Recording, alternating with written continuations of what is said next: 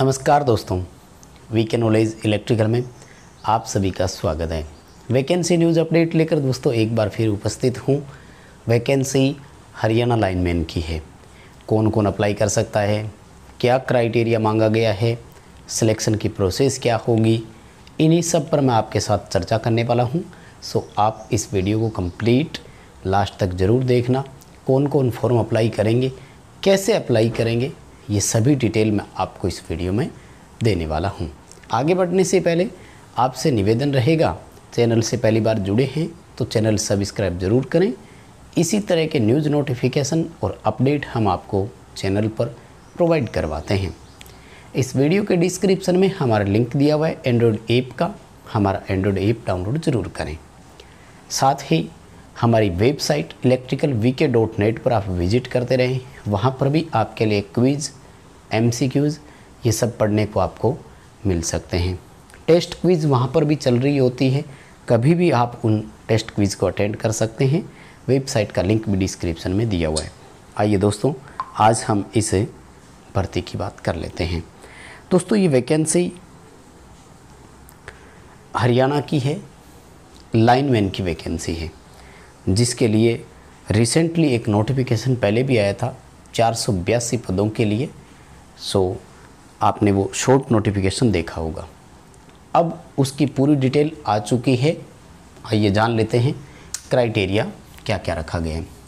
विभाग का नाम क्या है दोस्तों? तो देखो, डायरेक्ट तो भर्ती नहीं की जा रही है, ये भर्ती की जा रही है कौशल रोजगार निगम लिमिटेड बोल सकते हो, या कौशल रोजगार लिमिटेड, मैं शॉर्ट में लिख रहा हूँ थोड़ा सा, के द्वारा की जा रही है। जो पोस्टिंग आपको मिलनी है वो उत्तरी हरियाणा बिजली वितरण निगम लिमिटेड में ही मिलेगी।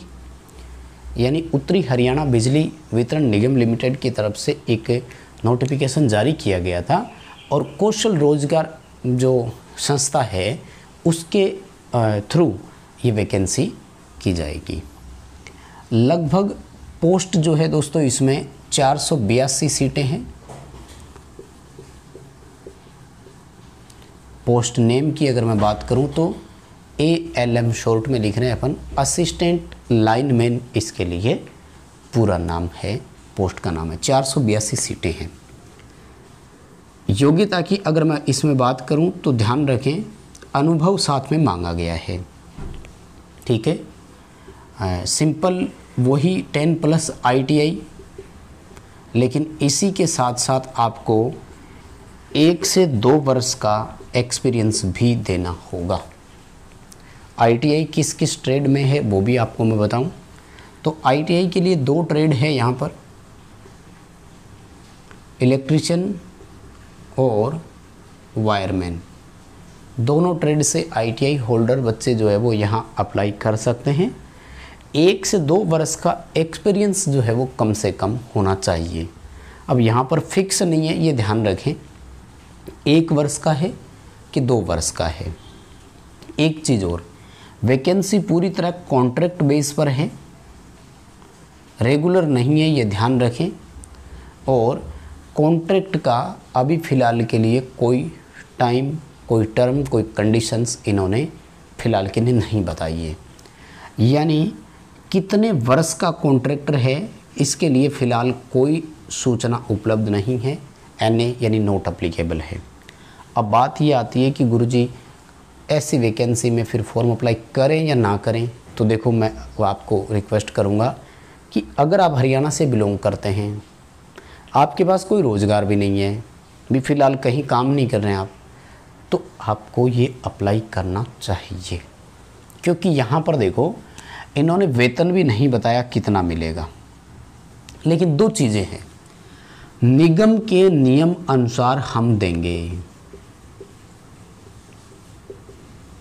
अब निगम के नियमानुसार अगर आप चलते हैं तो मानकर चलिए 10 से 15 हज़ार के बीच में आपको फिक्स वेतन देखने को मिल सकता है। तो एक बात तो ये है, देखो कॉन्ट्रैक्ट वो कर रहे हैं ना, तो कॉन्ट्रैक्ट हम भी कर सकते हैं। यानी आप जब चाहें तब ऐसी नौकरी को छोड़ करके आ सकते हैं, इसमें ज़्यादा आपको कोई परेशानी नहीं होगी। तो 2 चीज़ें हैं, एक तो फिलहाल के लिए कोई रोज़गार आपके पास नहीं है, कहीं काम नहीं कर रहे हो, तो कुछ आपको पैसा मिलेगा जिससे आप अपना खर्चा चला सकते हैं, अपनी स्टडी आगे बढ़ा सकते हैं। साथ ही आपको एक वैलिड एक्सपीरियंस मिलेगा, ऐसा अनुभव मिल रहा है जिसमें आपको 1% भी डर नहीं है, कोई झिझक नहीं है। जब कोई बड़ी वैकेंसी आती है और उसमें अनुभव मांगा जाता है तो आप पूरे कॉन्फिडेंस के साथ अपना ये अनुभव वहाँ पेश कर सकते हैं। इन्होंने कॉन्ट्रैक्ट की कोई सीमा नहीं बताई, इसलिए मुझे ये लगता है कि ये चीज़ अनलिमिटेड भी हो सकती है। मतलब इसके लिए कोई नियमित समय इन्होंने 1 वर्ष 2, जनरली कॉन्ट्रैक्ट वाले क्या बता देते हैं कि ये कॉन्ट्रैक्ट इतने वर्षों का है, तो आप मान कर चलिए कि 3-4 वर्षों के लिए तो ये कॉन्ट्रैक्ट है ही। लेकिन वैसे मुझे लगता है कि ये एक बैकडोर वैकेंसी का रास्ता है। सरकार जो है इस कॉन्ट्रैक्ट के थ्रू जब लेगी ना तो उनको कोई नहीं हटाएगा, मैं बता रहा हूँ आपको, चलता रहेगा सालों साल तक ये सिस्टम। हाँ, उनके वेतन में बढ़ोतरी के थोड़े से कम चांसेज होते हैं, बढ़ती है तो थोड़ी कम बढ़ती है। तो आपको एक जगह मिल रही है लगने के लिए, आप जब चाहो तो बाद में सरकार अगर चाहे तो इन कॉन्ट्रैक्ट वालों को रेगुलर कर सकती है। वहाँ आपको एक ऑप्शन मिल सकता है एक निगम का परमानेंट एम्प्लॉय बनने का। दूसरी बात, जब तक कोई दूसरा रोज़गार नहीं मिले तब तक आप वहाँ काम करते रहोगे, आपको कोई निकालने वाला नहीं है। काम इतना कोई ज़्यादा नहीं होता, आप वहाँ बैठकर अपना अध्ययन कर सकते हैं, खुद का खर्चा चलाने के लिए आपको पैसा भी मिलेगा। अप्लाई कैसे करना है गुरुजी? ऑनलाइन अप्लाई करना है। इसके लिए वेबसाइट आप हमारी PDF से भी डाउनलोड कर लीजिए, उस PDF में भी आपको मिल जाएगा। वेबसाइट पर आप विजिट करें तो वहाँ आपको सारा कुछ मिल जाएगा। फॉर्म आपको ऑनलाइन ही अप्लाई करना है और 10 अगस्त 2022 इसके लिए लास्ट डेट है, ठीक है ना। ऑफिशियल वेबसाइट कौशल रोजगार के तहत इन्होंने लिखा है, फिर लिखा हुआ है ITI-haryana.gov.in। ये पूरी वेबसाइट आप PDF से देख कर ही करें तो ज़्यादा बेटर रहेगा। ऑनलाइन ही फॉर्म अप्लाई करना है, कोई और रास्ता आपके पास नहीं है। 10 अगस्त 2022 तक आप अप्लाई कर सकते हैं। एज क्राइटेरिया कितना है फ़िलहाल इन्होंने शो नहीं किया, लेकिन जहाँ तक मेरा मानना है 18 से 28 वर्ष वाला तो होगा ही होगा।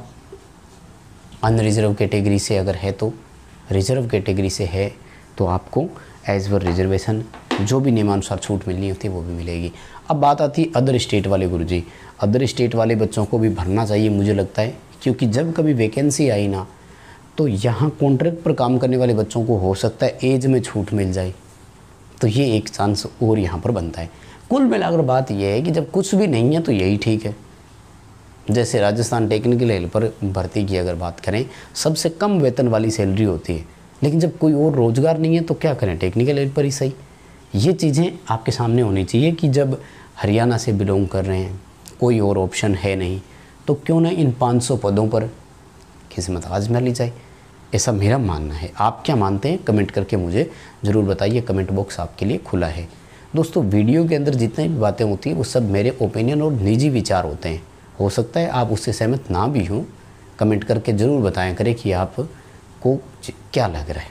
सहमत हो जाओ तो लाइक कर देना, दोस्तों को शेयर ज़रूर कर देना, और चैनल से पहली बार जुड़े हो तो सब्सक्राइब कीजिएगा। बहुत धन्यवाद।